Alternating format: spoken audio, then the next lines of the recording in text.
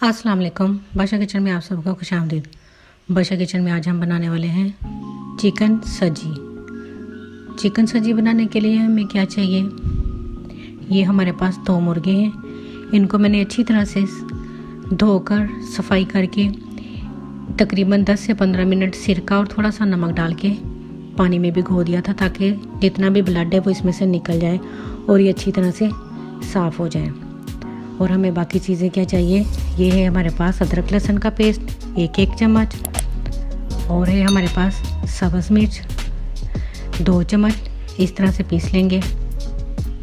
Lemon है हमारे पास 3, चाट मसाला 1 चम्मच, काली मिर्च पाउडर आधा चम्मच, ज़ीरा पाउडर आधा चम्मच, रेड क्रश चिली 1 चम्मच और आधा चम्मच गरम मसाला, और थोड़ा सा 1 चुटकी के बराबर फूड कलर, कुकिंग ऑयल 3 से 4 चम्मच हमें चाहिए होंगे। और हमें चाहिए इसके साथ 1 पैकेट क्रीम 3 से 4 चम्मच ही हमें चाहिए। अगर आप चाहें तो फ्रेश क्रीम भी यूज़ कर सकते हैं, दूध से मलाई उतार के। ये देखिए, सबसे पहले मैंने मुर्गों को इस तरह से कट्स लगा लिए। मैंने इनको डीप कट लगाए हैं ताकि मसाले अच्छी तरह से इसके अंदर मिक्स हो जाए, रच जाए। इसी तरह से मैंने दूसरे मुर्गे को भी कट लगा लिए। कट लगाने के लिए आपके पास शार्प नाइफ़ होना चाहिए, जिसके साथ भी आप कट लगाएं वो आपका नाइफ़ तेज़ हो।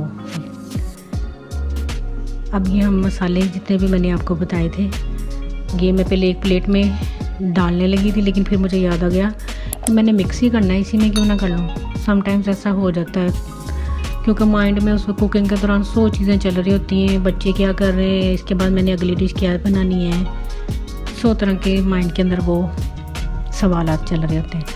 अच्छा, अब हम इसमें लेमन जूस ऐड करेंगे और अच्छी तरह से मिक्स कर लेंगे। ये मेरे से बीज इसके अंदर गिर गया था लेमन का, वो मैंने निकाला है। मसालों को अच्छी तरह से हम चम्मच से मिक्स कर लेंगे। हाथ से करने से हाथों पे बाद में बहुत मिर्चें लगती हैं, जलन होती है।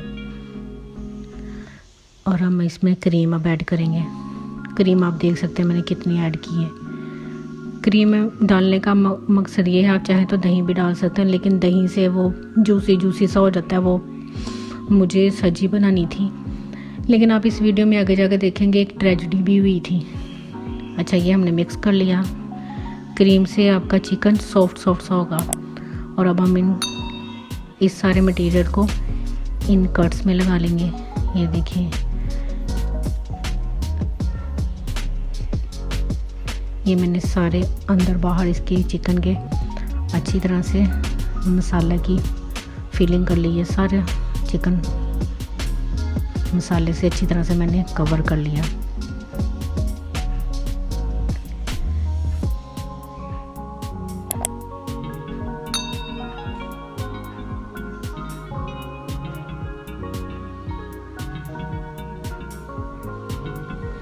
अच्छा, यहाँ से हम इसको बांध देंगे या स्टिक के साथ इसको हम आपस में जोड़ देंगे। मैंने जो बाकी की चीज़ें थी, उसके विंग्स वगैरह, वो स्टिक के साथ आपस में चिपका दिए थे, वो आप देख सकते हैं। अब हम इसके ऊपर हल्का सा ऑयल लगाएंगे।